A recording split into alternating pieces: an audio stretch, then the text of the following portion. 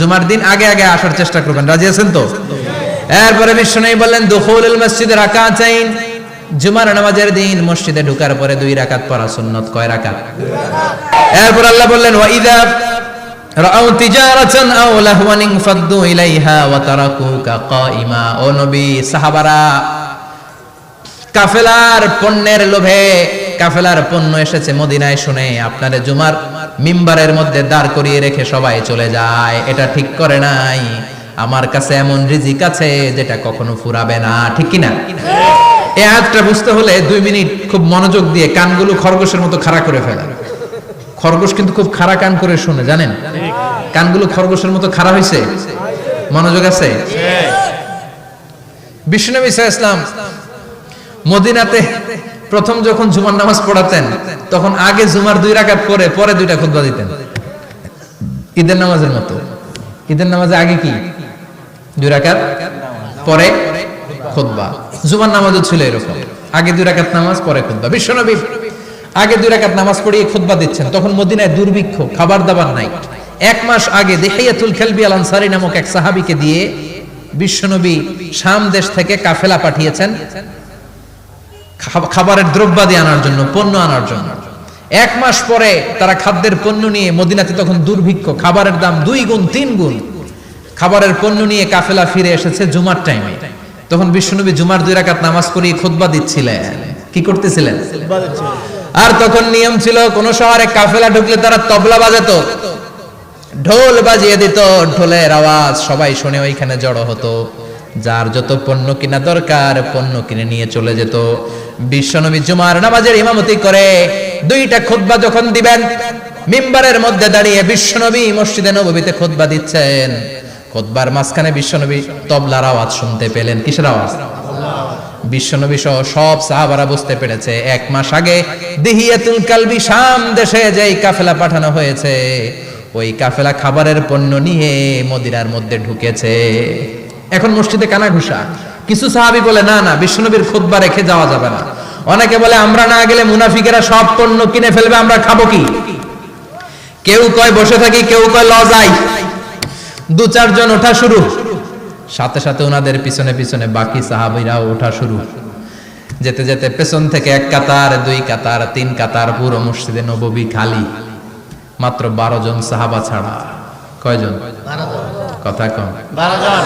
মাত্র 12 জন সাহাবা বিশ্বনবীর সামনে বসে আছেন। 4 খলিফা, জাবির ইবনে আব্দুল্লাহ, এরকম 12 জন সাহাবা বসে আছেন। সব সাহাবারা পণ্য কেনার জন্য চলে গেল। সাহাবারা ভাবলো নামাজ আসল, নামাজ তো পড়েই ফেলছি, এখন খুতবা সমস্যা নাই। কিন্তু আল্লাহ এটা সহ্য করলেন না। বিশ্বনবী দাঁড়িয়ে খুতবা দিবে আর সাহাবারা সেই খুতবায় বসে না থেকে কাফেলার পণ্য করণের জন্য দৌড়াবে, এটা সাহাবাদের জন্য শোভনীয় নয়। চিল্লা এখন ঠিক কি না? এজন্য সাহাবাদেরকে ধমক দিয়ে, আমাদের চোখে আঙ্গুল দিয়ে আল্লাহ আয়াত নাযিল করলেন ওয়া ইযা রাআউ তিজারাতান লাহওয়ানি আও লাহওয়ানিন ফাদ্দু ইলাইহা ওয়া তারাকুকা কাইমা। ও নবী, আপনার সাহাবারা দুনিয়ার পণ্য সামগ্রী দেখে আপনাকে জুমার মিম্বারের মধ্যে দাঁড়িয়ে রেখে তারা চলে যায়। কুল মা ইনদাল্লাহি খায়রুম মিনাল লাহওয়ি ওয়া মিনাত তিজারা। ও নবী, আপনি বলে দেন আমার কাছে এত বিশাল ধনভাণ্ডার আছে, সবার যত চাহিদা যত কামনা আছে সব যদি দিয়ে দেয় আমার ধনভাণ্ডারের 1 ইঞ্চিও কমবে না। সবচেয়ে বড় রিজিকদাতা কে? আল্লাহ। চিল্লায় বলেন কে? আল্লাহ। কেউ যেটা পারে না পারে কে? আল্লাহ। কেউ যেটা দেয় না দেয় কে? আল্লাহ। জুমার নামাজে আগে আগে যেতে রাজি আছেন? সময় মতো জুমার খুতবা শুনতে রাজি আছেন তো? ইনশাআল্লাহ। খতিব সাহেবরা ঠিকঠাক মতো জুমার খুতবা দিবেন তো? ইনশাআল্লাহ। জুমার দিনের কিছু সুন্নাত আছে, শুনবেন না দোয়া করে ফেলবো?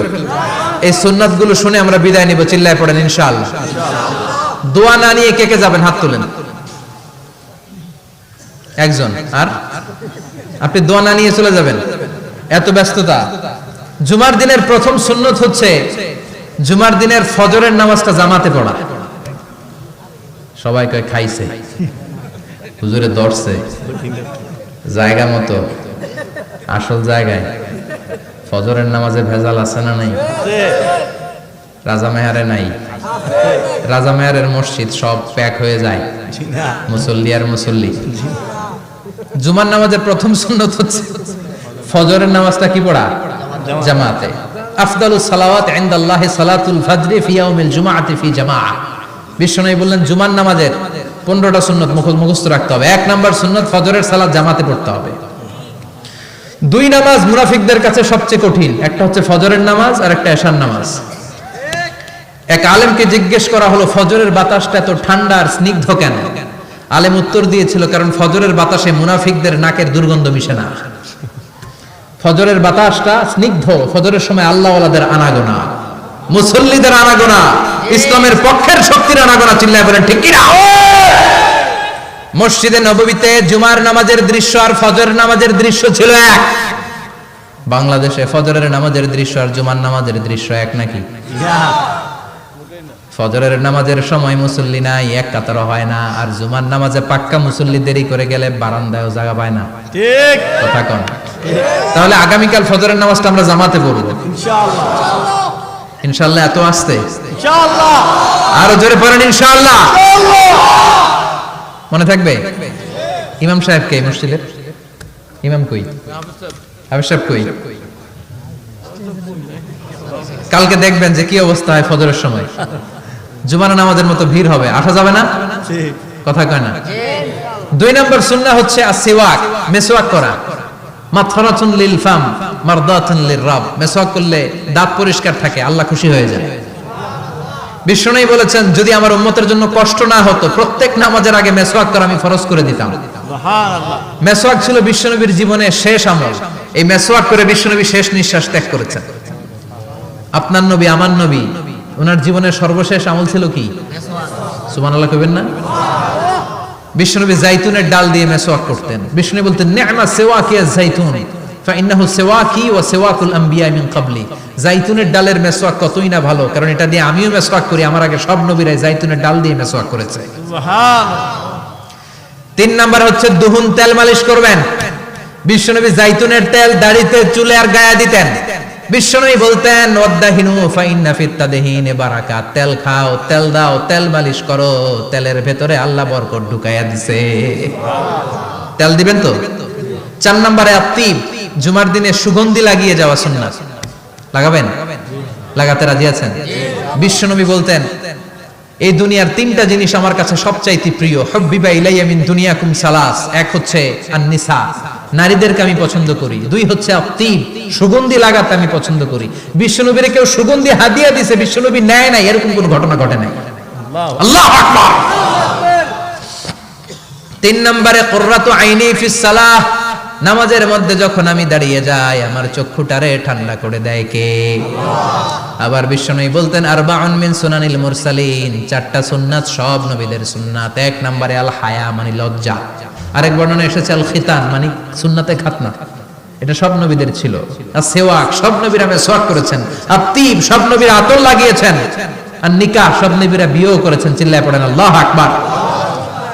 5 নম্বর সুন্নাহ হলো আল লিবাস আহসানা সিয়াব, সুন্দর জামা পরা। নট নেসেসারি যে নতুন জামা হতে হবে, পুরাতন জামাও ধুয়ে আয়রন করে পরলে একটা সৌন্দর্য আছে না নাই? ইন্নাল্লাহা জামিল ওয়া ইউহিব্বুল জামাল। আল্লাহ নিজে সুন্দর, সৌন্দর্যকে আল্লাহ পছন্দ করেন। পৃথিবীতে সবচেয়ে সুন্দর কে? পৃথিবী সুন্দর, মানুষ সুন্দর, আসমান সুন্দর, জমিন সুন্দর, সুন্দরে সুন্দরে পাল্লা। জানি না কত সুন্দর তুমি আল্লাহ, জানি না কত সুন্দর তুমি আল্লাহ। সুবহানাল্লাহ পড়েন। ইন্নাল্লাহা ইউহিব্বু আইয়ারা আসারা নি'মাতিহি আলা আবদিহি। আল্লাহ তার বান্দার উপর তার নেয়ামতের ছিটেফোঁটা দেখতে চান। আপনি যদি ধনী হন দামি জামা পরবেন, সুন্দর জামা পরবেন। অনেকে আছে অনেক ধনী কিপটুসের মতো সিরা জামা পরে, আছে না নাই? আপনি ধনী মানুষ, আপনি সিরা জামা পরছেন কেন? আপনার যে সম্পদ আছে এটার বহিঃপ্রকাশ আল্লাহ দেখতে পছন্দ করে। আপনাকে যে আল্লাহ কি নাজ নেয়ামত দিয়েছে, অহংকার ছাড়া স্বাভাবিক বহিঃপ্রকাশটা আল্লাহ দেখতে পছন্দ করে। কোন সুবহানাল্লাহ। এরপরে 6 নাম্বার হলো ইকসারুস সালাহ আলান নবী, বিশ্বনবীর উপর বেশি বেশি দুরূদ পড়া। বিশ্বনবী বলতেন জুমার দিন শ্রেষ্ঠ দিন, এই দিন আমার উপর বেশি বেশি দুরূদ পড়ো। ফাইন্না সালাতাকুম মা'রুদাতুন আলাইয়া, কেননা তোমরা যে আমার উপর দুরূদ পড়ো, কিয়ামতের আমি মরে যাওয়ার পরে এই দুরূদগুলো কে পাঠিয়েছে তার নাম, তার বাবার নাম সহ ফেরেশতারা আমার কবরে দিয়ে আসে। সুবহানাল্লাহ। সাহাবারা বললেন ইয়া রাসূলুল্লাহ কাইফা সালাতুনা মা'রুদাতুন আলাইক। আপনি মরে যাওয়ার পরে আমাদের দুরূদ কেমন করে আপনি দেখবেন? ওয়াকাদ আরিমতা, আপনি তো পচে গলে মাটির সাথে মিশে যাবেন। বিশ্বনবী বলেন, ইন্নাল্লাহা হাররামা আলাল আরদি আন তাকুলা আজসাদাল আম্বিয়া, নবীদের লাশকে খেয়ে ফেলা, নবীদের লাশকে পচিয়ে ফেলা জমিনের সব মাটির জন্য আল্লাহ হারাম করে দিয়েছে। নবীদের লাশ পচে না, নবীদের লাশ গলে না। যারাই বিশ্বনবীর উপর দুরূদ পড়বেন, আপনার নাম সহ, আপনার বাবার নাম সহ, মালাইকাতু সাইয়াহিন, একদল ফেরেশতা আছে শুধু রাউন্ড দেয় গোটা ওয়ার্ল্ডে। কারা বিশ্বনবীর উপর দুরূদ পড়েছে, এই দুরূদ নিয়ে, এই নাম নিয়ে বিশ্বনবীর কবরে তারা পৌঁছে দেয়। চিল্লায় পড়েন আল্লাহু আকবার। এরপরে বিশ্বনবী বলতেন, জুমার দিনে সূরাতুল কাহাফ পড়বা, কাহাফ পড়া সুন্নাহ। সূরাতুল কাহাফ পড়তে রাজি আছেন? আগামীকাল রাজি আছেন তো? 18 নম্বর সূরা, কোরআনের একেবারে মাঝখানের সূরা। আলহামদুলিল্লাহিল্লাযী আনজালা আলা আবদিহিল কিতাবা ওয়া লাম ইয়াজআল লাহু ইওয়াজা, এই আয়াত দিয়ে শুরু হয়েছে, শেষ করা হয়েছে ফামান কানা ইয়ারজু লিকা রাব্বিহি ফালইআমাল আমালান সালিহা ওয়া লা কথা কোন ওয়ালিয়াতালাত্তাফ, একটা শব্দ আছে সূরা কাহাফের মাঝখানে। কোরআনের সব জায়গায় এক ফন্টে আয়াতগুলো লেখা, কিন্তু ওয়ালিয়াতালাত্তাফ মোটা করে লেখা আছে না? ডবল ফন্টে লেখা, মোটা, কারণ এটা কোরআনের একেবারে মাঝখানে অবস্থিত এই শব্দটা ওয়ালিয়াতালাত্তাফ।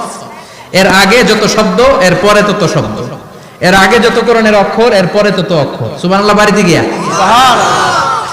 বিশ্বনবী বললেন, সূরাতুল কাহাফ যে তেলাওয়াত করবে ইয়াকুনু লাহু নূর, এই সূরাতুল কাহাফ কিয়ামতের দিন তার সামনে বিশাল একটা আলো হয়ে আসবে। এই আলো দিয়ে পুলসিরাত পার হয়ে ওই বান্দা জান্নাতের ভেতরে ঢুকে যাবে।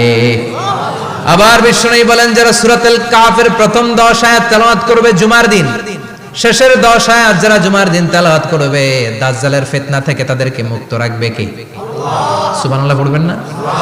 কালকে সূরাতুল কাহাফ দিয়ে সকাল শুরু করতে রাজি আছেন? সবাই রাজি? এরপর আত-তাবকির ইলাল মসজিদ, মসজিদে আগে আগে যাওয়া সুন্নাত। আগে যিনি যাবে উনি কি পাবে? তারপরে গরু, তারপরে বকরি, তারপরে মুরগি, মুরগির পরে ডিম না আন্ডা? আন্ডা। আল মাশিউ আলাল ইকদাম, বিশ্বনবী বললেন হেঁটে হেঁটে জুমার নামাজে যাওয়া সুন্নাহ। রিকশা, হুন্ডা, সাইকেল, সিএনজি দিয়ে গেলেও হবে, কিন্তু হেঁটে হেঁটে গেলে সওয়াব বেশি না কম? প্রতি কদমে কদমে আমলনামায় সওয়াব দিয়ে দিবে কে? এরপরে বিশ্বনবী বললেন, আদামু তাখাত্তি রিকাবান নাস, মানুষের ঘাড় ডিঙ্গিয়ে সামনে না যাওয়া সুন্নাহ। অনেকে জুমার দিন আসে সবার শেষে বসতে চায় সামনে, এরকম ডাকাইত আছে না নাই? রাজা মেহারে নাই? বিশ্বনবী জুমার খুতবা দিচ্ছেন, হঠাৎ এক সাহাবী সব সাহাবীর ঘাড় ডিঙ্গিয়ে ডিঙ্গিয়ে সামনে আসতেছে বুলেটের মতো। বিশ্বনবী বললেন, থামো, এজেলেস বসো মিয়া। রাজি আছেন? কবলাল জুমা বাদাল জুমা, অনেকে প্রশ্ন করে বাদাল জুমা 4 রাকাত, মসজিদে পড়লে 4, ঘরে পড়লে 2, কিন্তু কবলাল জুমা সুনির্ধারিত নয়, অনির্ধারিত। মা কদ খুদ্দিরা লাক, যত আপনার তৌফিকে কুলায় 2 রাকাত করে করে 2, 4, 6 ইমাম সাহেব খুতবা দেওয়ার আগ পর্যন্ত আপনি যদি আধা ঘন্টা আগে যান আপনি 10 রাকাত পড়তে পারবেন। চিল্লায় বলেন ঠিক কি না? এরপরে বিশ্বনবী বলেন, ইনসাফ, চুপ থেকে খুতবা শুনবা। জুমার খুতবার সময় কথা বলা যাবে নাকি? কথা কম। বিশ্বনবী বললেন, তোমার সামনে কেউ কথা বলতেছে, তুমি যদি বলো চুপ করো, এটাও তুমি খারাপ কাজ করছো। চুপ করো তোমার কইতে কইছে কি? চুপ করো বলে তুমি আরেকটা বেজাল লাগাইছো। চিল্লায় বলেন ঠিক কিনা? তাহলে জুমার নামাজে কথা বলা যাবে না, কেউ কথা বললে চুপ করো, এই কথাটাও বলতে বিশ্বনবী নিষেধ করেছেন। চিল্লায় বলেন ঠিক কিনা? এরপরে মজার একটা কথা বিশ্বনবী বলেছেন, জুমার নামাজ পড়তে যেয়ে যদি কারো ঘুম আসে, জায়গা চেঞ্জ করে বসো।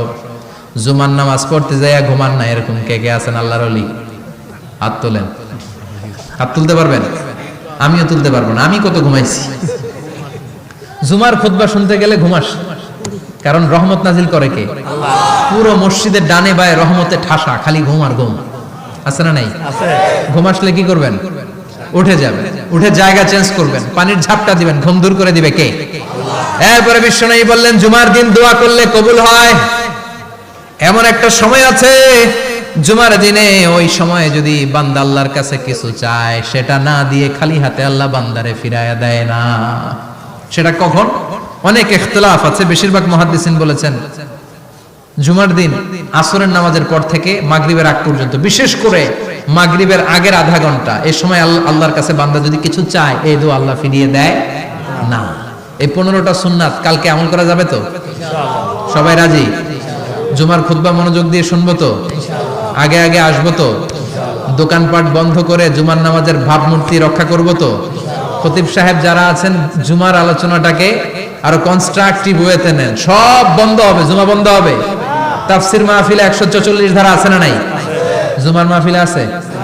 জুমার দিন 144 জারি করছে ওই মসজিদের জুমায়, কোনদিন শুনছেন? এজন্য জুমাটাকে আমাদেরকে কাজে লাগাতে হবে। আল্লাহ তুমি তৌফিক দাও। আরো জোরে বলেন আমিন।